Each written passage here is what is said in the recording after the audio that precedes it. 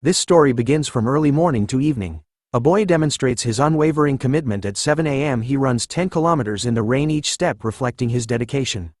By 12 p.m. noon, he's intensely focused on delivering 500 precise head strikes using kendo. At 5 p.m. he's in the gym pushing through 10 sets of bench presses, squats and deadlifts. His body screams in pain, but he pushes on, driven by an unyielding determination as he is being yelled at by the buffed trainer beside him. After enduring this grueling 14-day routine, the guy decides to resign from his job. He marches into his boss's office and slams his resignation letter on the desk, causing whatever hair his boss has to fall. As he continues to work out in the gym, he then reflects on a question someone once asked him: if he had suddenly gone crazy. He answers in his head that perhaps it would have been better if he had gone mad. But then his eyes reflected something bright. A message ominously appears, telling him that the door to the end of days is opening soon. The message is clear. It wanted him to prepare for the end with a recommended quest of strength and cardio exercises while also learning kendo. There were also 5 seconds left until the end of the day. Seeing this, he thinks the world is ending soon. After the countdown ominously ticks down from 5 seconds to 0, filling him with adrenaline and dreading as the final moments approach. 15 days ago, cell phones that were held in everyone's hands across Jongno-gu blared a critical disaster message, giving off an alert warning that monsters were near in one mountain, urging immediate evacuation for citizens that were nearby. Panic ensued as people tried to comprehend the chaos. A student thinking it might be a prank is startled by another alert about monsters near Seorik Mountain, threatening Seoul with further notifications that reveal monsters appearing in Incheon at Simgok Park. The escalating alerts cause widespread alarm and confusion, but it's as if that was not enough. Another notification pops up with an even more chilling title, showing monsters have appeared. Not a joke. It includes a live video by a streamer named Sakurella. A man with blonde hair was hiding in fear behind a tree as he spotted a giant figure near him. His voice trembles as he tells his viewers that a monster has really appeared. The stream chat is filled with comments, some not believing it, others mocking the streamer. Still hiding behind the tree, the streamer excitedly questions his audience, wondering if he should go a little closer since he came all the way there. Laughter erupts in the comments, with some suggesting he play red light green light with the creature. Another joke is that this is the reason why men die faster. Amid the banter, someone points out that the monster is moving right now. The comment section suddenly fills with panic warnings, shouting at the streamer that the monster was behind him. But the guy still didn't believe his chat, thinking that they were just messing with him. He insists that he was looking at the monster and that it wasn't moving, but his doubt is shattered as the monster growls from right behind him. A loud shout echoes through the stream, sending a wave of horror through the watching crowd. A man listening to the stream jolts as a scream erupts from his phone, surprising him with its intensity and realism. He furrows his brow, wondering why the video looks so disturbingly real. Walking through the bustling public square, he notices others around him also receiving disaster alert text messages about what on earth is happening today. He mutters to himself, feeling a growing sense of unease. This is Lee Ho-young, a 29-year-old man, who feels the weight of life's daily struggles. Making a living is already hard enough, and now they're talking about monsters and whatnot. He questions who would believe in something like that. He sighs, deeply frustrated by the sheer number of faked videos recently as he continues down the street. His eyes widened as he looked down upon something. There before him is a white-skinned goblin with long white hair with a shackle on its leg, breathing heavily as it bleeds from a bear trap. He feels a chill run down his spine seeing the monster. This is kind of scary. He thinks maybe it's best to run for now. He says aloud that today is the day the math teacher is supposed to come. The monster, sensing that our boy was actually going to just run away, started to call out to him by growling, but then surprisingly looked at him with pleading eyes, as though it was a female-led character. But a feeling of a mix of disgust and confusion causes our boy to shake as he looks at the goblin. He can't help but think that it was asking him to help it.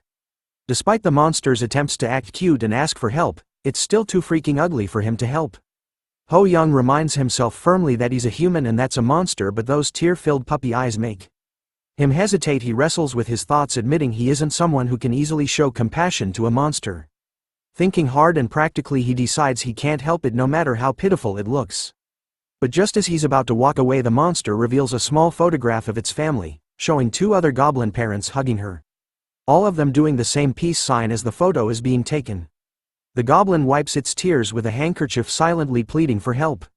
After seeing this new sight of the goblin, Ho-young was engulfed by a bright golden light as he was shocked by this sudden Uno reverse card attack from the goblin herself. After some time, he finds himself holding a small pouch in his hands with a small golden ball glistens under the light. As he examines it, a system dashboard appears in front of him displaying the words Silver Goblin Pill. The description trails off, telling him that once consumed one will obtain something that was covered in question marks. He recalls helping the goblin, a creature he never thought he did, yet here he is holding a gift from it. The pouch in his hands feels unreal, almost like a dream. Curious as he reaches out to the dashboard and wonders what this Silver Goblin Pill is. His finger passes through, prompting him to wonder if this something like a hologram. He thinks to himself, who would eat something so suspicious? But his contemplation is abruptly interrupted by the voice of a news anchor on the TV. The anchor reports that unknown large buildings have appeared all over the world. The screen shows these ominous towers, and the anchor continues saying that contact has been lost with the army that went into the tower. The appearance of unknown monsters. These strange towers. Could the apocalypse really be starting? The thought sends a chill down his body. He stands up, eyes fixed on the TV, his mind racing with possibilities. Suddenly a deafening blast shakes the ground, the shock wave rattling the windows. Panic grips him as he stares wide-eyed at the window. Chaos erupts everywhere. People frantically run and stare in shock at the destruction caused by the tower. TV channels broadcast urgent news about the scene, announcing to everyone that in Korea was a particularly alarming, massive tower that had appeared out of nowhere amidst the chaos. Ho Young stands with his eyes fixed on the tower. He clenches his fist, glancing at the status window in front of him, which repeats the same ominous message about the Silver Goblin Pill. He didn't know if what he was about to do was the correct choice, but he knew he had to act when he swallowed the pill. His mind raced with the thought that this time, it might be the only chance to do something as crazy as this. As the pill enters his body, a strange sensation washes over him. His eyeballs start to dart fiercely as it changes to a blue color, and he notices a status window popping up announcing that he has obtained Sage's status window. This new status window promises to provide the highest rate of survival in his current situation. A blue light appears before him, and from it, a book materializes, landing in his hands. He opens it and a blinding flash envelops him. The book merges into another status window titled Guide, giving an alarming declaration that the door to the end of the world is opening soon, with 15 days 4 hours 12 minutes and 52 seconds remaining until doomsday. A window advises him to prepare by engaging in strength exercises. The urgency of the situation presses down on him, but he follows these instructions in the hope of surviving what is to come by giving up on everything else for 15 days to focus on just exercising. Now in the present, he stares at the status window before him, which reads the door of the end has opened, and he's in the middle of a forest. He wonders if this might be the end. Looking around his surroundings, he felt that they differed from what he imagined. Glancing back at the sword behind him, the status window labels it a blunt sword, and he wonders if it really is one of the status window responds by indicating that the game starts now and the tutorial is beginning. Multiple windows come up showing that the aptitude test has been completed, and based on data analysis he has been assigned the most suitable class called Combat Swordsman. Shocked by the sudden information, Ho Young questions what this means. Another window appears instructing him to open the status window for more details. He started to be overwhelmed by the huge amount of information as he found too many things to read. Examining his profile reveals the key details he needed to know. His current class is a combat swordsman at level 1 with skills in basic swordsmanship and access to Sage's status window. His stats show HP at full and MP at 10, with 4 other stats outlined with no remaining points to allocate swinging his sword. He reflects on whether being a combat swordsman means things are really starting now to clear. Looking at the current challenge, he must survive in the forest for 1 hour or find an exit hidden somewhere within the forest and escape. As indicated by another status window, he thinks that if this is the tutorial, it should give him some time to get used to the game before it starts. A status window catches his eye, stating that Sage's status window will provide the guide with the highest rate of survival in his current situation. Another window for the guide advises Ho Young to use all 60 minutes of the tutorial to kill as many monsters as possible, suggesting that the second objective would hinder his growth and is not recommended. He realizes that he can use it here too, guessing that the Sage's status window knew this situation would occur, which was why it told him to exercise and practice kendo. As he starts moving, he recalls the guide's advice to hunt the monsters and concludes that it is best not to run away from the forest. Just as the system announces that the tutorial will start now, rustling in the bushes reveals a small animal-like monster with a huge horn on its head. Seeing a red status window labeling it as a one-horned raccoon, he thinks it is cuter than he imagined. But then the raccoon growls, turning into a horror show monster, and leaps to attack. But with sharp reflexes and basic swordsmanship, Ho Young slashes it away. He gains experience points by killing the monster. Looking at how it died from a single hit from basic swordsmanship, he felt that it was pretty weak, which made sense since it was a tutorial monster. He calculates that basic swordsmanship consumes 2 megapixels per use, and with a total of 10 megapixels he can utilize it 5 times before exhausting his MP. Which meant that he needed to preserve his MP while hunting. He continued slicing through, only thinking of basic swordsmanship, and with a final blow he killed the last one. Multiple status windows appear showing he has gained experience points, leveled up to 2 recovered HP and MP, and earned points to increase his stats. He now has 2 remaining points. Relieved, he notes the nice timing of his level up as his mana is about to be depleted, but his happiness is interrupted as new status windows replace the old ones. One window explains the weight of knowledge, stating that having the Sage's status window means he will level up slower compared to other players. Our boy was shocked as he learned there is a penalty for having Sage's status window. Frustrated, he grits his teeth, unable to believe the level he gained was taken away. He wonders when he will be able to level up again, cursing the ridiculous handicap calling the status window again. He examines his stats once again. But then he noticed something that was weird. He still had the 2 points he could use to allocate to his stats.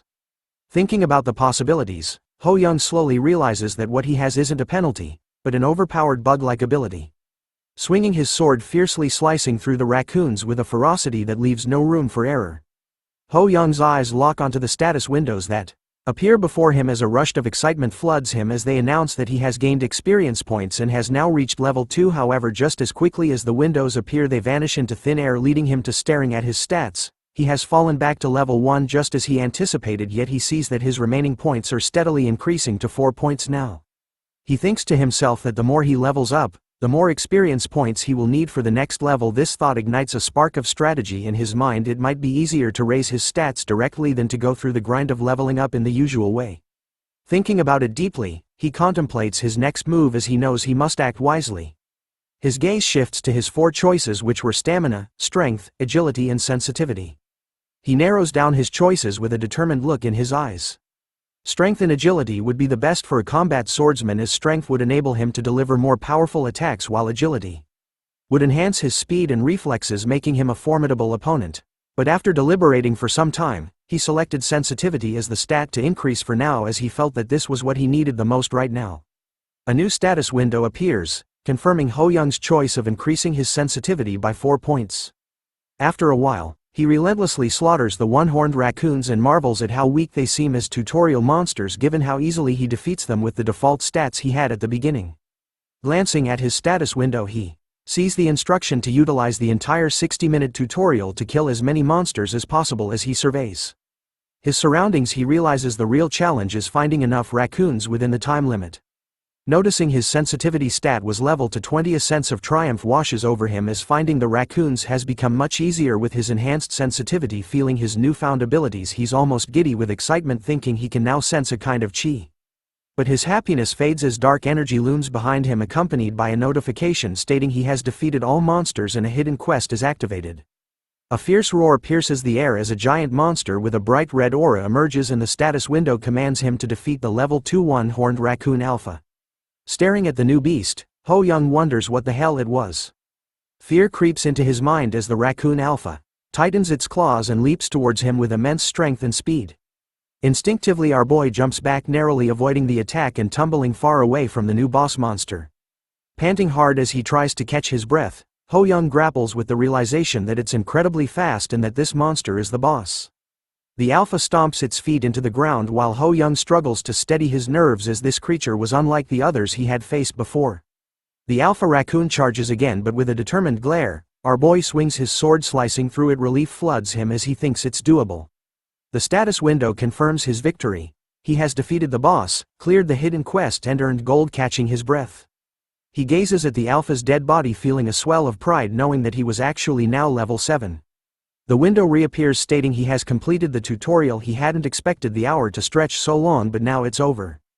But it isn't over yet, as Ho Young suddenly finds himself in a different place, surrounded by a crowd of people. Confusion sets in as he thinks about where he was right now, but then a speaker crackles to life, welcoming everyone and announcing their successful completion of the tutorial. The crowd listens intently as the voice continues, explaining that they are in the lobby of the tower, specifically the C-267 region. Ho Young's mind races as he looks around. He counts 14 men and 11 women, wondering if all of them finished the tutorial too. A woman behind him murmurs about being in a different place again, while a man demands to be sent home, observing the chaos and people crying for their mothers and insisting it's all a dream. Our boy understands their panic as the entire world had just changed in a single day. Had he not known the end was near, he probably would panic like them too, but he steels himself, clenching his fist. He reminds himself that he must stay calm and survive. A woman's voice breaks through, asking where they are. A mysterious voice responds, telling her that they are in the Tower of the End. The woman looks down and sees a rabbit-like creature dressed in a suit. A level 55 player called Kum Kum. The creature introduces itself as the cutie of the tower and the lower floor manager Kum Kum. Disbelief spreads as a man questions if Kum Kum was just a kid in a rabbit suit, while another wonders if it brought them here. Kum Kum observes their reactions, thinking, "This is normal." Ho Young stepped forward, asking Kum Kum about what they're supposed to do if this is really the end of the world.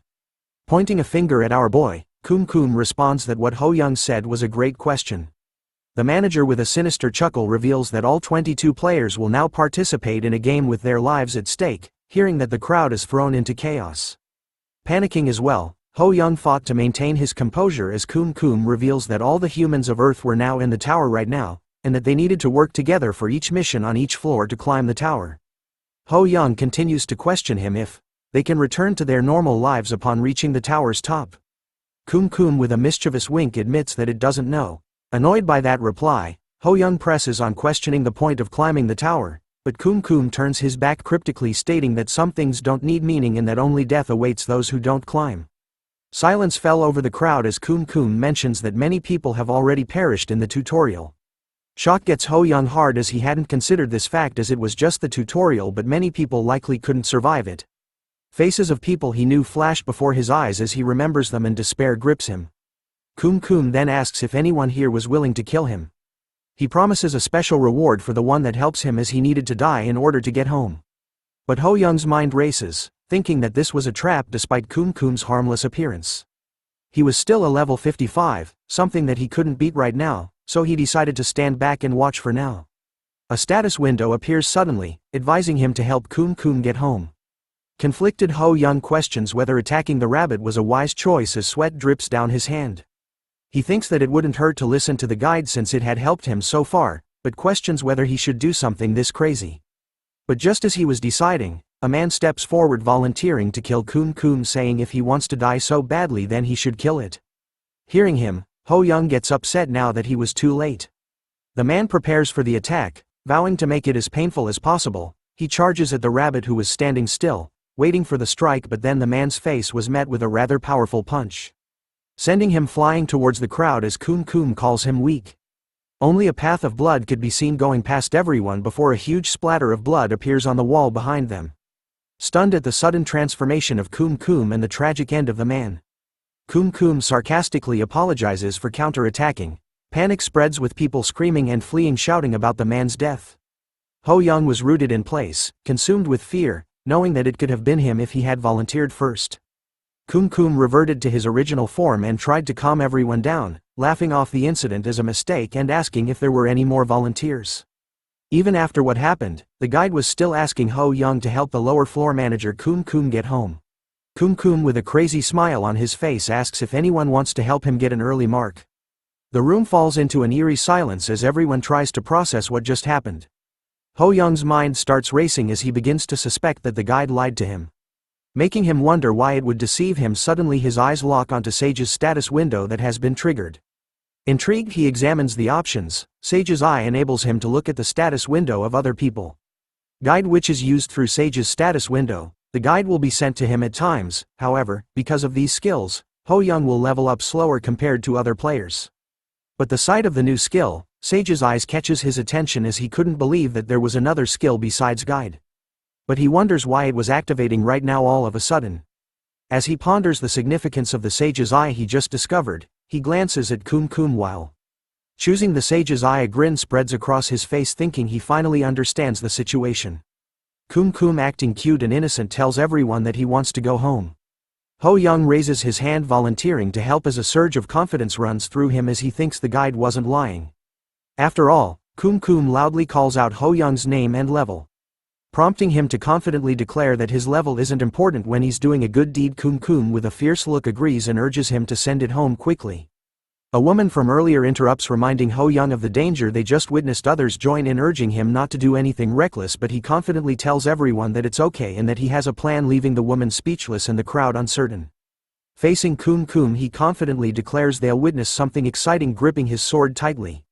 The air gets thick with anticipation. Kun Kun, now excited and eager, transforms into his monster form and readies a punch towards our boy, who stands still despite seeing the attack coming towards him.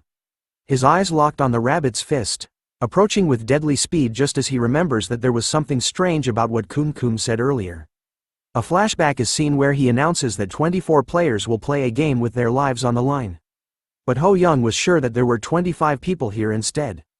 Piecing the clues together, he suspects the emission of the 55th level monster was a deliberate psychological tactic to induce fear as the punch finally reaches his face. The crowd could only scream in horror as they witnessed Ho Young's head being blown off into pieces. But even with his head gone, he was still holding firmly onto his sword, as a bright red line appeared across Kun Kun's body. It turns out that he had avoided the punch and counterattacks, revealing with Sage's eye that there are only 24 people here to begin with. A status window pops up in front of the dead man's body, revealing a human hologram.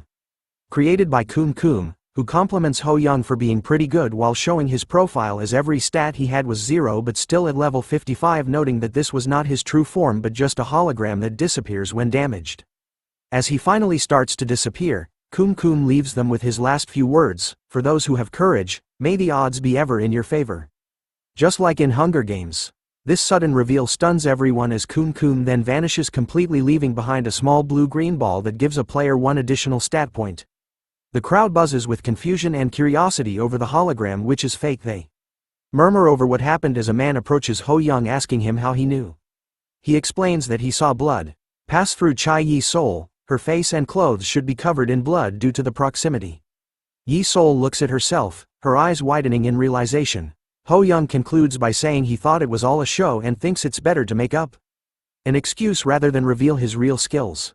Suddenly a red-haired man steps forward, his expression smug. He claims it's a waste for Ho Young to have the ball with the additional stat, insisting he just got lucky. Kim Se-young, a level 4 player, asserts he would have stepped up if he had noticed the same thing. Ho Young questions why it would be a waste for him to take it. Se-young responds with arrogance, saying that being still level 1 means he's either weak or a coward who ran away during the tutorial. He suggests Ho Young give up the ball for the sake of mankind and that this was the only chance he was giving him. Gripping the ball tightly, Ho Young wonders if the douchebag in front of him was being serious. Thinking about Se-young's arrogance, our boy decides to break the ball in his face and declares that yielding isn't his hobby, earning himself a stat point. Leaving Se-young furious with anger as he accuses Ho Young of being greedy and trying to save face because of his level of trying to keep calm, our boy thinks from experience that the wisest thing to do is to avoid people like him, yet he wonders how long he can maintain this approach. An announcement interrupts them, stating that their starting gold will be distributed. It explains that gold can be used in the shop with additional gold based on monsters hunted in the tutorial. Se-young sneers at Ho Young, telling him to consider himself lucky. The announcement continues, revealing the highest starting gold as 7,400. Shock waves of astonishment ripple through the crowd. Se-young curses receiving only 1,300 gold, while level 4 Kim Jun-seon receives 1,500. Jealous of the top player, Ho Young holding 7,400 gold. He recalls the grueling effort it took to kill raccoons, recognizing himself as the top player but choosing to keep it a secret to avoid drawing more jealousy, as one guy was already jealous of him over 1 stat point. A window pops up showing the shop opening. Ho Young thinks about the 3 main uses for gold: buying items, leveling up skills, or increasing stats. He methodically spends gold to raise his strength, stamina, and agility, leaving all stats at 20 with 4,600 gold remaining. Nearby, Se-young was angry as heck, shouting out loud about how expensive it was for him in terms of leveling up skills. Drawing Ho Young's attention, he decides to level up basic swordsmanship with 1,500 gold and purchases new clothes to replace his worn gym uniform. He then turns to one side after hearing someone calling his name and turns to see level 3 Yi Seol asking for advice. He's puzzled as to why she seeks advice from a level 1 player. She smiles warmly, expressing admiration for his bravery. He then takes a peek at her profile, noting her low stats and low amount of gold, but he also finds out that she was a class healer with level 1 healing hand skill. To check her honesty, he asks how much gold she has and she honestly replies 800. Curious, he asks if she enjoys exercising. She admits she doesn't mind walking, prompting him to guess that her stamina stat is probably low. He suggests she invest in stamina, even telling her that she couldn't use items for long despite the gold she had spent on them. After hearing his advice, she gratefully agrees, thanking him for his advice. In the meantime, an announcement declares the first floor mission will commence soon, instructing them to form 3-man parties and warning that incomplete parties will be filled randomly. They were provided with only 30 minutes to do so. Panic spreads through the crowd. Ho Young anticipated that there would be group missions but is surprised at the early timing. Jun Seong suggests that they reveal their classes since they could already see each other's level in order for them to form better team formation, and the players start doing so to form the parties of their choice.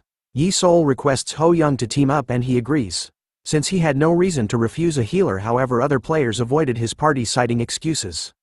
Despite having a healer, a level 1 combat swordsman isn't appealing as compared to level 4 players who were very relaxed since everyone wanted to be in the same parties as them. Ho Young started to look worried as he saw the remaining players. The announcement suddenly declares that time is up and incomplete parties will be filled randomly. As the first mission commences, they are transported to a dense forest. Ho Young and Yi Sol find themselves with So Young, who curses his bad luck loudly. Facing Se Young's glare, Ho Young couldn't believe that this man with such an ugly face was less popular than him despite being level 4. But then he wonders if teaming up would actually be possible with such a player. Pushing those thoughts aside, Ho Young was determined. Since it came down to this, he needed to make it possible. After all, with a determined look on his face, our boy knew what needed to be done in order to survive here. The status window pops up, displaying the mission to annihilate the Kobold tribe within a 12-hour time limit. From their vantage point behind the trees, the three of them look down at the tribe's area. Se Young, with a confident smirk, informs Ho Young that he'll handle wiping out the tribe and orders him not to get in his way. Ho Young reminds him that this is a team mission, but this only makes Se Young angry as he lashes out, calling Ho Young a loser and accusing him of riding on his coattails. Questioning why he has so much to say, Ho Young, seeing that there is no other way, decides it's best to listen for now and to ride Se Young's coattail to see how good he really is. As they start walking, Se Young continues to berate him, mentioning that he'll only get his act together when someone is about to kill him. Ho Young sarcastically thanks him for his concern, his patience wearing thin. Meanwhile, Yi Sol silently follows them, her face filled with concern, wondering if this party will be alright. With so many bugs lurking around, Se Young shouts in anger, wondering why there are so many. Looking at his attitude, Ho Young thinks they really need to complete this mission without any trouble. Glancing around, he agrees that there are indeed a lot of bugs since they are in the mountains. He notices some purple fruits on the trees but gets interrupted by Yi Sol, who asks him if the kobold monster must be strong. He answers that there is a chance it is stronger than a one-horned raccoon, but since they are still level 1, it should be manageable. He points out that they should still be on guard. After all, this is the Tower of the End. Listening to his thoughts, she nods in understanding. As they walk, a monstrous creature with big claws, a muscular body, and powerful legs appears in front of them while holding a club. Ho Young stares at the giant level 5 kobold, his heart pounding with panic as he compares it to the one-horned raccoons they've encountered before, forcing them to hide. Yi Sol anxiously asks him what they should do, pointing out the monster's obvious strength. He agrees and suggests they should check their surroundings for more kobolds. But then Se Young steps forward confidently, accusing them of hiding like cowards. They watch in shock as he leaps to fight the kobold, landing right in front of it and punching it straight in its face without hesitation, declaring to Ho Young that hiding was the reason why he was only at level 1. Both of them stare in disbelief as Se Young grins like a maniac, continuing to attack the kobold, who manages to withstand his punch with its skull. Seeing this, Se Young continues to punch, taunting it to hold out against his attacks. Ho Young is amazed and shocked by Se Young's craziness, boldness, and stubbornness. Yi Sol also joins the fight, offering her healing powers to assist him. Ho Young looks around and is relieved that there are no other kobolds around. Observing Se Young fighting, he checks his strength and sees that there are 24 points in it and the kobold's health point at 92%, which is slowly decreasing with every punch. He acknowledges that Se Young is living up to his level. With Yi Sol's help, he might even defeat the kobold alone. However, he wonders why the damage dealt is so low compared to Se Young's strength, considering if there is another weakness. Suddenly, a status window appears, relaying the guide explaining that kobolds are passive monsters and will not attack unless provoked. Realizing this, Ho Young thinks that Se-young has unnecessarily stirred up trouble, but he decides to stay positive, dismissing his thoughts, and concludes that they need to capture a few kobolds for research purposes anyway. As he slides down the status window, his eyes widen in surprise at what he sees. Se-young, with his level 1 stone fist skill triggered, relentlessly attacks the kobold, shouting for it to die. However, the kobold dodges, and his fist hits a tree, which breaks and falls on another kobold. The second kobold turns around with a pissed-off look on its face, revealing that it is at level 6, and glares at him as its head hits the tree. Momentarily scared, Se-young sees both kobolds rushing towards him. He curses under his breath, thinking he's in big trouble and wondering why Ho Young isn't helping him. As he blocks the incoming attacks, he starts looking for him. But then he finds no one where Ho Young was hiding and calls him a loser, wondering if he ran away. The kobolds roar loudly, ready to attack Se-young with its club this time, but Yi-Sol attacks one of them from behind, warning him of the danger. However, she trips over a rock, falls, and hits her head. As she tries to regain her composure, she finds a dark shadow cast over her. The kobold is preparing to strike her. Suddenly, a fruit appears behind it at a fast speed. A sword appears, piercing the fruit, and Ho Young, with his level 1 basic swordsmanship, steps in. The fruit's pulp falls onto his sword as he cuts the kobold's body, paralyzing and killing it with a loud groan, before it explodes completely. A status window pops up, indicating he has eliminated the level 6 kobold. Se-young is shocked by what happened and calls him a loser, while Yi-Sol looks at him with teary eyes, relieved. After killing the kobold, Ho Young recalls seeing the bugs eating all the other fruits but avoiding the one he threw at the kobold. Sensing that something was off according to the guide's information, he summoned a poison apple from his inventory. The guide had told him that kobolds were vulnerable to poison and advised him to gather poison from the mountains. Now holding the poison apple in his hand, he smiles, thinking it's the key to the level 1.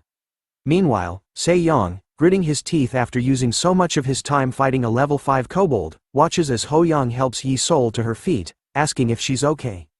She thanks him, and he remarks that he didn't expect another kobold to be drawn in by the aggro, knowing that it would have been dangerous if he had been a bit late.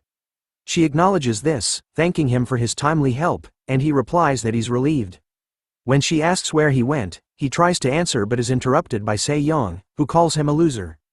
He accuses Ho Young of being a free rider, hiding when it was dangerous, and only coming in to swoop in and steal the final hit.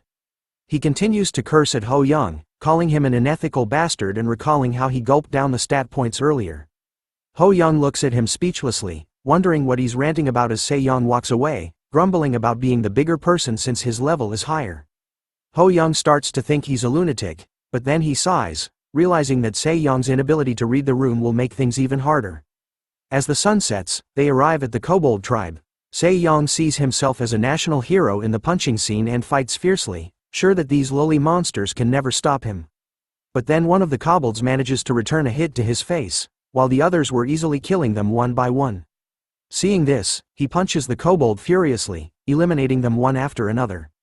Meanwhile, Yi-Sol and Ho Young also take down kobolds, though their efforts seem insignificant compared to Se-young's furious assault. Watching them, he curses inwardly, wondering how they are doing it so easily. Suddenly, a kobold lands a punch straight on his head, and more of them appear all around and start to beat him until it hurts.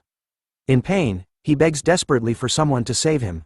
The beating stops abruptly as the kobolds appear with purple lines drawn across their bodies, causing them to burst apart, revealing Ho Young standing before him with his sword. Smiling, he tells Se-young that he took over the fight in his place for a bit and asks how the ride was. Se-young, with tears in his eyes, shouts out to him as Big Brother. Both Ho Young and Yi-Sol are shocked by his sudden change in attitude. At that moment, a status window pops up, indicating that they have cleared the mission.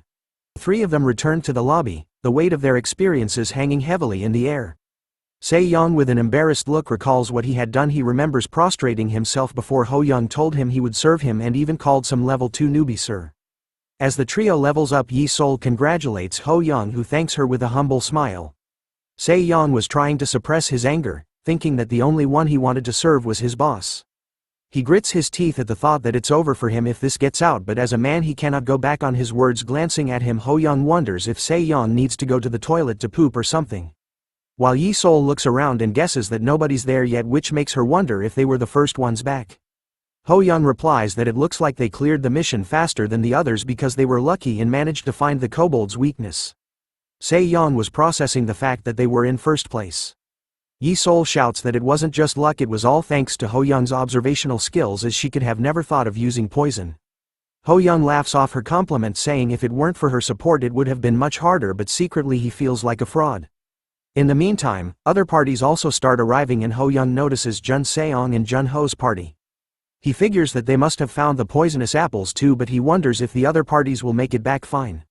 Everyone's attention gets diverted when someone shouts that another party has come back, but as they look only 2 members are seen saying they made it. Yi-sol asks them about the third person and the girl starts crying, saying it's just the 2 of them, as she recalls her team member being killed by one of the kobolds. An announcement grabs their attention stating that the first level mission has been completed by all parties and repeating the same words again and again. Yi-sol shouts for them to wait because someone hasn't come back yet, but the notification continues saying that a total of 6 parties have returned alive and 8 players have failed to return. Ho Young expected it to be hard for everyone to make it back alive but couldn't believe that 8 of them had already died. He imagines endless skulls around him and the tower, wondering how many more will die before they make it to the top. The announcement states that they were beginning calculations for the level 1 mission with the parties who made it back alive as one whole team, and the party that cleared the first level first will receive 1,000 gold. Each looking at their status windows, Se-yeon and Yi-sol were happily saying that they were the first ones. Ho Young looks at his profile thinking he got 2,000 gold for both bonuses, which is a bit lacking compared to the tutorial, but gold was a kind of insurance for his future survival. He knew he needed to save as much as he could. He then hears someone asking which party got first. Seeing people staring at him, he realizes he'll have to reveal it this time, as the party that returns the second already knows. He raises his hand and is about to tell everyone when Se-yeon proudly shouts it is them, calling everyone else as weak, and that is an obvious result. Ho Young looks at him, seeing him all proud and bragging. A man tries to confirm if his party was first. Se-yeon responds with a challenging look and asks him what's with that reaction, is he mad that they got first? The man says that's not what he meant. Ho Young glances at Se-yeon and guesses he forgot about the fact that he was beaten up by those kobolds, but thanks to him it lessens the attention on him for a bit, but his thoughts get interrupted by the crowd's comments, with a woman mocking him saying that he got a first place but his level is only 2. A man adds that he got 2,000 gold from doing nothing. Another woman says he got carried, and a man asks if he doesn't feel bad at all. Hearing their badmouthing, he thinks he guesses he wasn't right about the tension getting any less. Yi-sol tries to defend Ho Young by taking his side but gets stopped by him as he tells her it's all right, they're not going to listen anyway. She insists, but Ho Young states he'll have to show them instead. Jun Seong claps his hands to get everyone's attention and tells them to calm down, saying they need to focus on his profile shows he is a level 8 class archer, one of the highest level players in the region. Another level 8 player, Jun Ho, agrees with him, adding they should cheer up and keep pushing on for the sake of the people who passed away. His profile also shows up stating that he is a combat swordsman and one of the highest level players in the region. Then more shouts come from the crowd stating they shouldn't be depressed or upset and need to get it together so they can do this. But as they were cheering one another on, the blue flame and the torch faded and were replaced by a bright red flame accompanied by a warning and an announcement, which caused people to panic, asking what was happening and why the flames changed color. The notification revealed that the survival rate for the first level of Region C-2567 is below average and a penalty mission will be implemented. When someone asked about the penalty mission, the announcement explained that a death mission will begin soon, requiring them to choose a candidate in their minds. The player with the most votes will carry out the death mission. With a 5-minute timer, panic spreads among them and a woman asks if they are going to die if they get picked for this, as it is revealed that if they do not choose anyone they'll automatically vote for themselves. At that moment people realize that being voted here means the end for them. The clock starts ticking and death weighs on their minds. As time passes they gaze at each other, realizing they must choose someone in this critical moment. Yi-sol shouts that if everyone votes for themselves no one will have to do the death mission. Someone agrees with her, but another player argues that it might be possible that all of them will have to do it. Yi-sol gets speechless at this point and someone shouts that this isn't the time to be arguing as the clock is still ticking with over 1 minute remaining. A player then points to Ho Young, whose name had something above it. It turns out that Jun Ho had voted for him. Yi-sol calls out to him in pity and someone asks if this is too cruel. Another one shouts that no one said that it's not anonymous. Jun Ho apologizes to Ho Young, mentioning that they do need to choose someone. Ho Young, with a painful expression on his face, says he did expect it given the atmosphere, but he's a bit taken back. After all, he doesn't want to die. Yi Sol tries to convince them that it's not too late if everyone votes for themselves and Ho Young votes for Jun Ho. However, he cuts her off saying it won't work. He explains that the other player had a point. They didn't know if that strategy would be effective and that the trust among them was already broken. As voting continued, the names kept appearing on Ho Young's name tag as people decided on who to rule out. Seeing the names on his head increasing one by one, he knows that the biggest reason is that he's low level. They have lost the notion in society that the strong should protect the weak. Yi Sol shouts that they're too cruel. How can they do this to someone? A man shouts back asking what they are supposed to do. He's going to die if he doesn't vote, so he hasn't done anything wrong. Another woman adds that she's sure he would have died anyway given his level, and that's how masks fell and people revealed their true selves with only 1 second remaining. Se-yeon also votes for Ho Young, mockingly expressing sorry to him. It was a cruel reminder that the world of the end really is here. The window declares that all votes have been cast and the portal to the death mission is opening. As the portal opens, the only one standing in front of the deadly red portal was our boy. Everyone looks on, questioning if this is real. Yi Sol, with tears in her eyes and her mouth covered, calls for Ho Young while Se-yeon is laughing to himself, realizing that with Ho Young gone his problem is solved, and calls himself a genius. Ho Young considers himself as the sacrificial lamb with the altar set up, and with faces of guilt and relief behind him, he has no choice but to climb. The Calvary, however, at the top isn't death but a delightful treat, as it turns out that with the guide, what awaits him isn't death, but a really awesome reward. As the candidates waited anxiously, someone approached Se-yeon and Yi Sol to check on them. It's Jun Seong, who remarks that even though their time together was brief, they've been companions looking out for each other, and it's sad to part ways like this. Se-yeon, with a hint of bitterness, responds that it's not sad, people get what they deserve. Puzzled, Jun Seong questions what he means by that. Se-yeon retorts that it's obvious if they look at Ho Young's level that all he did was try to benefit from him while he carried the group with teary eyes. Yi Sol asks Se-yeon what he's trying to say, reminding him that Ho Young's abilities got them through the mission. In anger, he dismisses Ho Young's abilities, saying he just got lucky with his scheming and took the final blow when the enemy was already down. Yi Sol asks if he's sure Ho Young didn't save him from almost dying. Knowing that it was true, Se-yeon falls silent while his anger builds inside him, recalling Ho Young killing the kobolds one after the other from earlier. He starts to doubt whether Ho Young has a skill that changes the level he shows. This makes him think that Ho Young might make it back alive. Jun Seong, trying to calm the tensions, says he hopes Ho Young is as good as Yi Sol makes him out to be, because that way he'll at least have a slight chance of making it back. Hearing those words, she recalls Ho Young's confident promise to show his abilities. She wipes her tears and firmly says she believes he will return safely. She's sure of it. Jun Seong smiles, agreeing with her and expressing his belief that Ho Young will come back. Meanwhile, standing in the eerie kobold tribe with birds flying around, Ho Young notices that these are the same kobolds from their first mission. Compared to before, the atmosphere feels creepy, but glancing at the status window of the guide, he feels reassured, admitting he was considering voting for himself if things went south. He now feels things are going his way. Recalling Se-yeon's ugly face, he clenches his fist, determined to deliver the final blow through the voting, though it was already decided. Suddenly, a status window announces the return of the Kobold tribe's hunting group, which appears right behind him. And he sees the glaring kobolds arriving, with one huge red dude behind the smaller ones with a completely pissed off face giving off a deadly aura.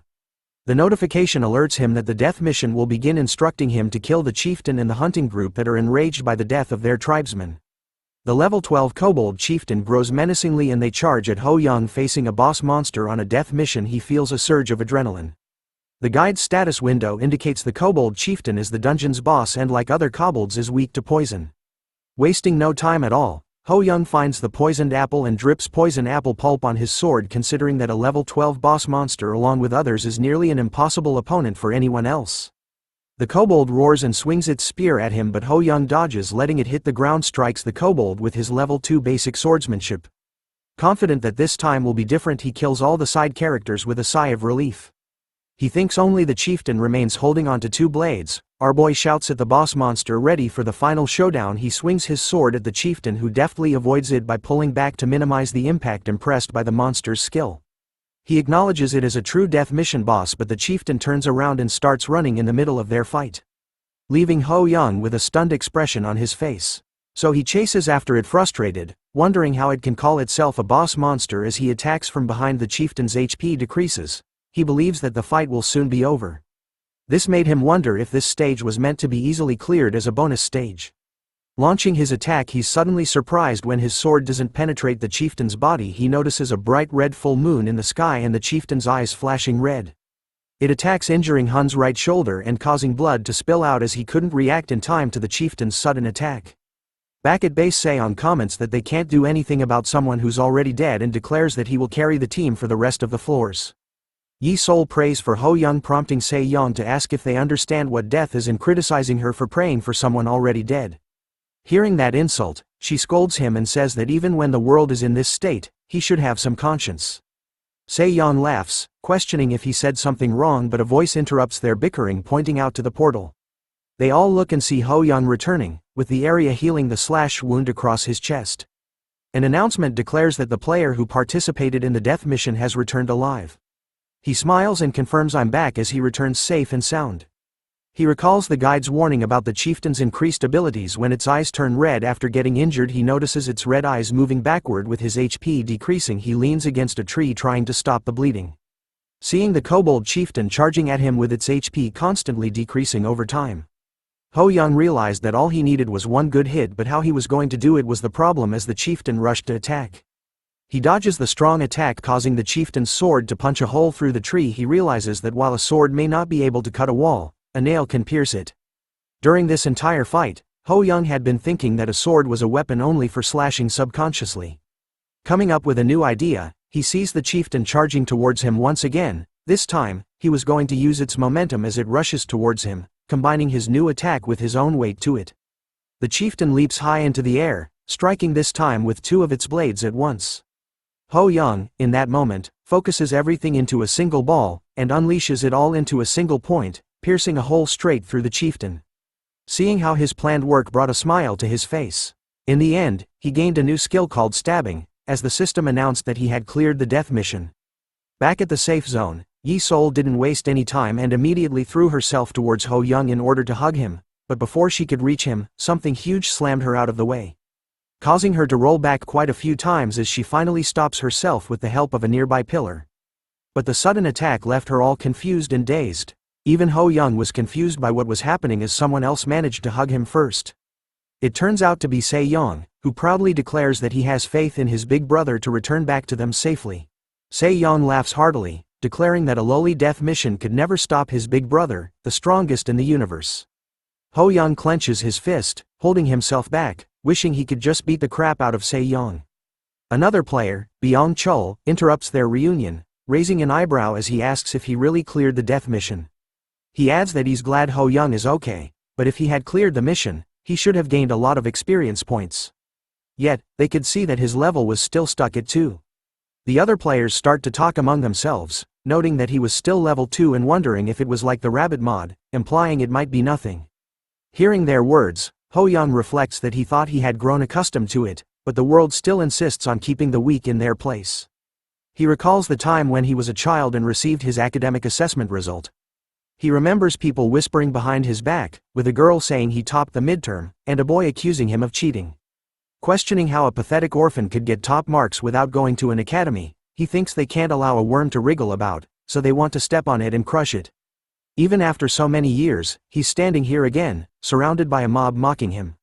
Someone suggests Ho-young might have stayed hidden somewhere, biding his time before coming out like in the tutorial. Another player agrees, saying it makes sense. Because of his level, he must have been hidden in a pit somewhere. Ho-young grips his fist tightly, thinking he already knows prejudiced people don't change their perspectives easily. Right now, what he needs to do is. But then someone interrupts, telling the others not to run their mouths so thoughtlessly. It's Yi-Sol, who appears with a bleeding nose after Se-yeon's body slam against her. Her voice is firm as she asks why the other players keep doubting him. She even points out that he already proved he survived the death mission. Ho-young looks at her while she figures that the other players know nothing about him. Se-yeon also steps forward, agreeing with her and calling Yi-Sol his big sister. He shouts at all the players that not only did they fail to hold a party to commemorate the glorious return of his big bro, but they even dared to ruin the mood. They've lost their minds, haven't they? Ho-young looks at him, thinking he sounds like the craziest one, but smiles, feeling somewhat reassured. He knows that he needs everyone to survive in the tower, and if he wants that, he has to show them something convincing. Ho-young calls out to everyone to get their attention, telling them that he needs to show them something. He appears with a red sword in his hand, a sword named Indomitable Sword, which has a rare rank and an attack power of plus 15%. With wide eyes, another player comments that the sword is basically a cheat key. A woman looks at her sword, noting that no information pops up for her old longsword. Jun Seong tells Ho Young he's impressed he kept the poison apple, noting that, as Yi Sol said, he's truly extraordinary. She feels glad for him, and he modestly says he was just lucky. Jun Seong adds that such a valuable item is more crucial for their survival than gaining a few experience points. Hearing those words about their survival causes our boy's demeanor to shift as he points out that they seem to have forgotten how they nearly drove him to his death. A heavy silence falls as they all become at a loss for words. Even Se-young and Yi Sol are speechless at what he just said. Jun-ho steps forward and admits that Ho Young is right. With his head down in shame, he confesses he justified it by thinking it couldn't be helped, but realizes it was pure selfishness. He continues, saying they knew voting for Ho Young, the one with the lowest level, was like silently targeting him and throwing him into a deadly situation to save themselves. He bows in front of Ho Young, apologizing with tears streaming down his face, saying he's truly glad he came back alive. Ho Young and the others look at him in silence. A woman with a carefree attitude asks why he goes that far, noting that someone had to go anyway, and Ho Young even came back with a rare item, so it's all good, isn't it? Jun-ho shouts at her, asking how she could think that way, addressing her as Eun-jin, and asking if she feels the slightest bit of guilt. Eun-jin counters that it's not for him to say when he voted for Ho Young before anyone else. Hearing this, Ho Young stops Jun-ho from saying more, explaining that the reason he brought it up wasn't to reprimand them but to stop it from happening again. He points out that they must have already caught on during the death mission voting, but the tower is trying to divide them. It's provoking distrust among them, causing conflicts, and probably enjoying sending them on a path to ruin. He believes his return from the death mission is an opportunity because it proves their actions can defy the tower's intentions. Jun Seong asks him if he has a plan for the future. He replies that he'll search for ways for most people to survive and will keep climbing the tower. They'll climb higher and higher, and when they reach the end someday, they'll be able to get their lives back, won't they? The players all agree with what he is saying. Yi Sol shouts that in order to do that, everyone here will have to join hands. Ho Young agrees with her. Jun-ho, with teary eyes and a smiling face, thinks Ho Young is a generous man, and they shouldn't have judged him by something trivial like his level. They then hear a voice saying how unfortunate it is, and Kum enters the safe zone once again, announcing that the next mission is a survival game. Looking at him, someone asks why it's here again. Another player asks if he was giving them stat points this time too. Ho Young feels a slight chill as he asks what the survival mission means. Kum laughs, calling him quick, and explains that the mission for level 2 involves a battle royale among the 15 players present. Everyone looks in pure shock. He winks at everyone to cheer them up, adding that since it's a lower level, it's just a mild taste for them all, so cheer up. He explains the rules of the level 2 mission. There will be 16 players and 16 doppelgangers, making a total of 32 people. To clear the mission, they must kill the doppelgangers. The doppelgangers will have the same stats and memories as the players, making it challenging. The most important rule is number 3, which is that there's no reward for a player killing a doppelganger. But if a player kills another player, they can obtain stat points in gold. In other words, this mission could be an opportunity for them. People start shouting, saying he's basically telling them to kill each other. Kum twists its finger, adding that every 30 minutes without a kill will result in everyone being summoned to the lobby to face a huge disaster. A purple light appears, and people panic, shouting, asking what it is. Looking at a claw coming out of the lightning, someone points it out. Ho Young's legs freeze as he looks at the giant monster coming out from the portal, with an unknown level. Jun-ho shouts for him to get out of the way, but Ho Young is stunned, thinking that Kum expects them to fight that thing. A thunderous explosion erupts, throwing everyone to the ground. Ho Young gazes up at the colossal monster towering before him, thinking, this is truly a disaster. A man nearby trembles, questioning if this nightmare is real, wondering how they are supposed to fight it when they barely made it past the first floor. A woman, her face pale with fear, pleads desperately for help, not wanting to die. Observing the chaos, Ho Young realizes that panic has overtaken everyone. The monster lets out a deepening roar, its massive fist poised to strike a nearby man. Ho Young quickly intervenes, helping the man evade the attack. Grateful, the man thanks him, but Ho Young, still bewildered, wonders why this creature is here when the second floor's mission hasn't even started yet. Kum, with a hint of sarcasm, comments on how terrifying the monster is. Reflecting on Kum's earlier words, Ho Young recalls the warning that if no kill occurs every 30 minutes, everyone would be immediately summoned to the lobby to face a huge disaster. He speculates they might be staging this spectacle to make them take the mission seriously. And if that's the case, then this is merely a preview of the trials ahead, and the monster isn't truly trying to harm them. But that thought quickly disappears as the giant monster's attack sends everyone flying behind him. Jun Seong and Se Yong fight the monster with all their might, shooting arrows and throwing boulders, but it remains unfazed. Jun Seong, frustrated, exclaims that nothing is happening no matter how many arrows he fires, while Kim Se Yong curses in exasperation. Watching their futile efforts, Ho Young grits his teeth, thinking this might not be just for show, and starts to wonder if the monster is genuinely trying to kill them. His attention is drawn to Yi Sol, who, while healing the injured, declares she has no more mana left. Seeing the injured, Ho Young acknowledges that although no one has died yet, that won't remain the case for long. A man shouts a warning as the monster prepares for another attack. Ho Young commands everyone to stand back, understanding there's no time for hesitation. He charges forward, his mind racing non-stop. Jun Ho shouts at him to get away, but Ho Young, lost in determination, knows that if he can't stop the monster, everyone will die. With resolute focus, he considers the synergy between the indomitable sword and his stab skill. Charging at the monster with level 8 basic swordsmanship, he hopes his attack might have an effect. Suddenly, the monster dissipates into the wind, leaving everyone staring in stunned silence. Ho Young, equally shocked, processes the unexpected turn of events. The stunned silence breaks as everyone starts cheering and chanting his name. Ho Young, still holding the sword, marvels at its power, wondering if it's truly that strong. He feels that this experience is unlike anything he has ever encountered. Then, he notices a status window indicating that he will be in an exhausted state for 3 minutes due to overexertion. He exclaims in disbelief and collapses, thinking he is doomed as his name echoes around him. Moments later, Ho Young regains consciousness to find people calling his name. The status window shows that his exhausted state has been lifted. As he pants, he hears Yi Sol and Jun Seong expressing concern, while Jun Ho, with eyes gleaming, admires his humility despite his strength, even finding his fainting at the last moment perfect. Struggling to his feet, Ho Young, feeling lightheaded, asks what happened to the huge disaster. Jun Ho begins to explain, but Kum Kum interjects, revealing that the monster was sent back and that this was just a prelude to make them serious about the mission. Ho Young, with a stunned expression, realizes it was indeed just a test.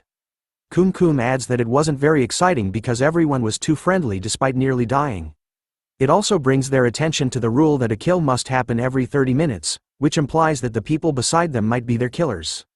A chilling silence envelops the crowd. Kum Kum declares its message delivered and disappears. Gritting his teeth, Ho Young wonders if there's no way to counter this situation.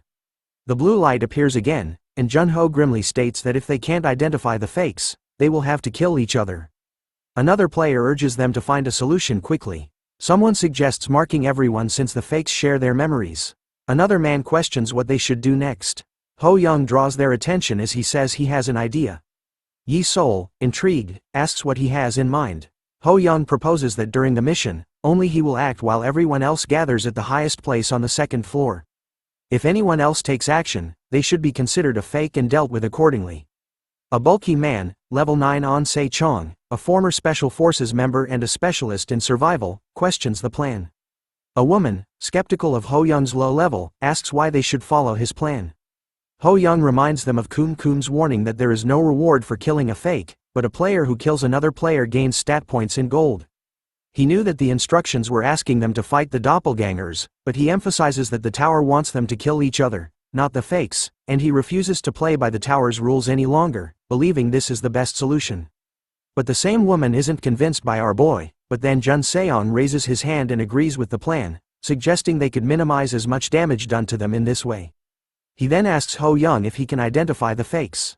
Ho Young grins confidently, thinking that of course, he can.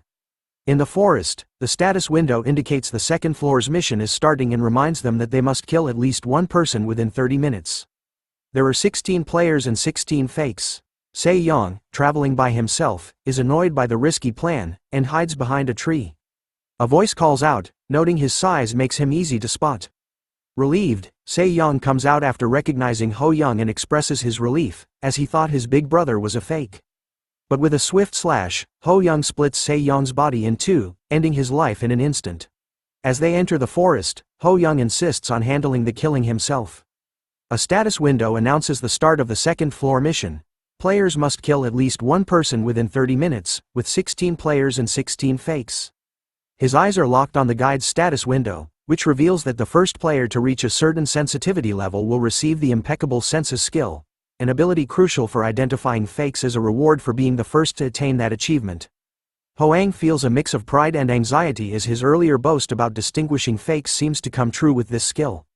However, as he watches the amount of gold he has decreased by 100 each time, he wonders how many points he needs to invest into the stat.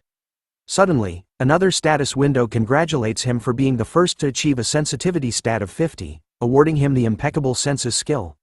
This ability significantly enhances his senses, allowing him to gather detailed information about anyone within a certain radius.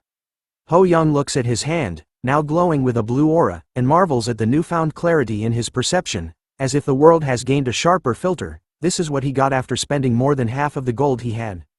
He then hears mumbling nearby. Recognizing the voice, Ho Young realizes it is Se-young grumbling about his suggestion to gather at the top without taking action, calling it reckless and hating the climb up the mountains. Ho Young is impressed by his acute hearing as he spots Se-young 500 meters away and could still hear him perfectly fine. However, a foul stench soon hits him, revealing that the figure is not Se-young, but a fake. After cutting the doppelganger of Se-young in half, the status window confirms that a doppelganger has been killed, updating the count to 16 players and 15 fakes, with the mission still requiring a kill within 30 minutes. Ho Young looks at his blade and feels a pang of guilt, as the fake had perfectly mimicked Se-young until its death. Looking up at the mountain's peak, he hopes the others are following his plan, especially since he has just confirmed his skill in recognizing the fakes. He even recalls their initial agreement bolstered by Jun Seon's support. But then a sudden twist happens as a notification arrives, announcing that a player has died. Seeing the new notification, Ho Young's mind started to become a mess, thinking that the doppelgangers might have started killing players or that a player could have done the killing instead. Gritting his teeth hard, he realizes that there was no way for him to figure out what happened right now. So he rushes off, hoping to find the killer fast enough to save lives.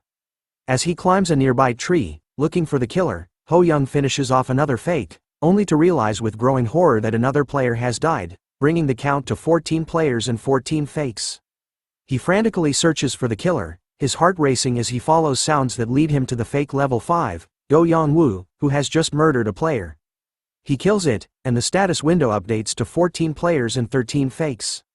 Although he had suspected this fake, he felt a surge of relief for stopping it before more damage was done. As he mourns the loss of level 4 Lee Byung-chul, he notices that the wound isn't consistent with Yeon-woo's weapon, but is an arrow wound. He looks around, and Jun Seong, with a bow ready to attack, catches his eye. He immediately hides behind a tree, realizing there might be another culprit. When Jun Seong shouts, asking who's there, Ho Young sees the arrow wound on Jun Yeong's shoulder and wonders if it was self-inflicted by his fake. Approaching cautiously, he tries to explain, but Jun Yeong, still suspicious, maintains his distance. Aiming his arrow at our boy, he warns him to maintain a safe distance since he didn't have a way to tell who's a doppelganger. Ho Young points to the dead fake, convincing Jun Yeong of his identity. Jun Seong warns him about his own fake before collapsing. He then rushes to help him.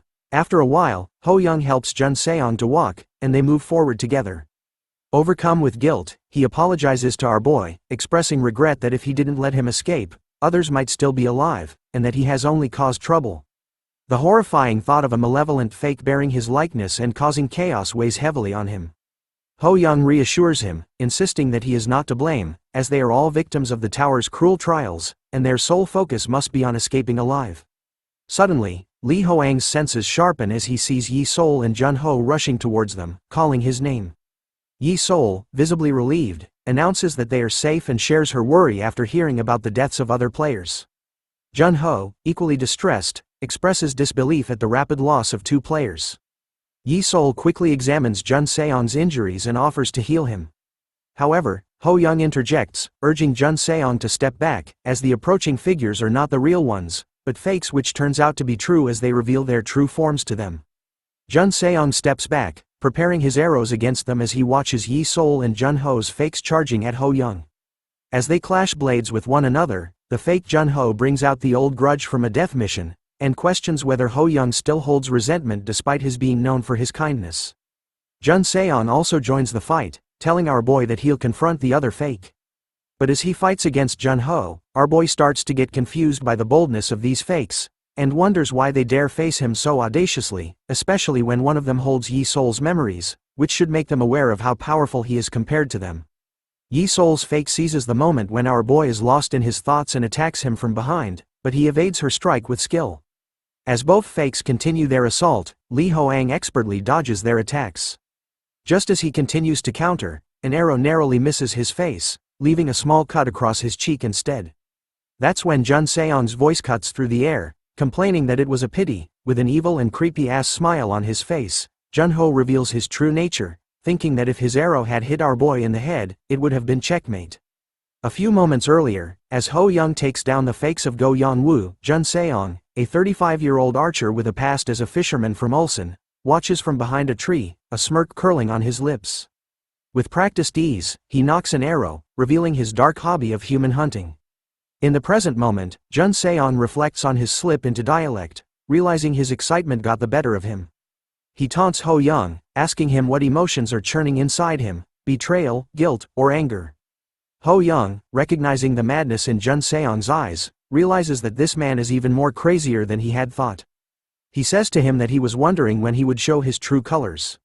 Jun Seong responds as if Ho-young had expected this betrayal. Ho-young remembers the time he helped Jun Seong walk and told him that he could see the stats of others, calling out how dramatically Jun Seong's stats had risen. He accuses Jun Seong of being a murderous psychopath.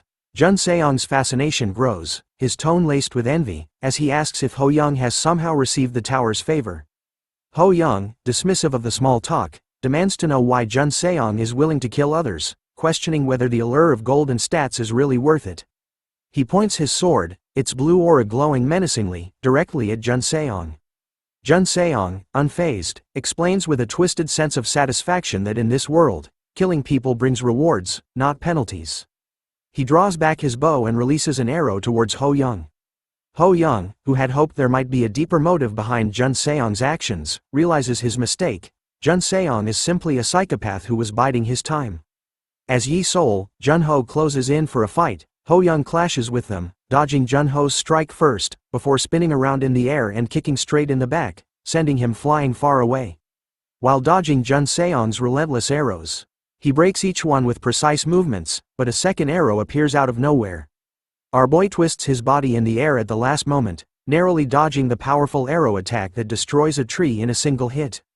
He lands hard on the ground, gritting his teeth and recognizing that Jun Seong hasn't shown all his cards yet. Ho-young takes a strategic glance at the fake's formation. He observes Yi-Sol and Jun-ho positioned behind him. Jun-ho, renowned as the finest close combatant in the area, and Yi-Sol, the most skilled healer. Their presence, combined with Jun Seong, a formidable range attacker stationed in front of them, creates a nearly impenetrable team. Turning his attention to Jun Seong, Ho-young acknowledges the impressive effort he put into convincing the fakes in helping him. Jun Seong, with an arrow in hand and a confident smirk playing on his lips, remarks that catching a big fish requires significant effort. He admits that he initially expected Ho-young to fall easily, yet he finds him surprisingly resilient. He says that he relishes the challenge, eagerly anticipating the sight of Ho-young's painful struggle before his inevitable defeat. He then commands the fakes to tighten their nets around Ho-young while he draws and fires 3 more arrows with precision. Ho-young, utilizing his impeccable senses, assesses the well-coordinated balance of Jun Seong's team. As everything around him slows down, he reviews the stats of Yi-Sol and Jun-ho, noting their high levels of skill and capability. Despite the impressive team composition, Ho-young realizes that even the best strategic setup might not be enough in the face of overwhelming strength. He engages in a fierce battle, his determination unwavering as he takes down the fakes one by one despite their well-coordinated attacks. As the battle rages on, a status window pops up, confirming the deaths of both fakes and updating the numbers. The current count of players stands at 14, while the fakes are reduced to 11, with a reminder to kill at least one person within 30 minutes. As Ho-young approaches, Jun Seong collapses to his knees, drenched in sweat and trembling with fear. He begs desperately for his life, confessing that his obsession with rewards has driven him to madness and led him to cross boundaries he should never have approached. With a voice filled with desperation, he pleads for just one chance to make amends. But suddenly, a burst of manic laughter erupts from Jun Seong as he springs up and attacks Ho Young, cursing him to go to hell. Ho Young remains calm and resolute, responding with a swift and decisive blow that cuts through Jun Seong's attack. As Jun Seong falls, his final thoughts are filled with the painful realization that Ho Young is far more than just another formidable opponent. Thanks for watching the latest part from the voice of Manhwa. Subscribe for more content and don't forget to comment below what you want to see in the future. Like and share for more.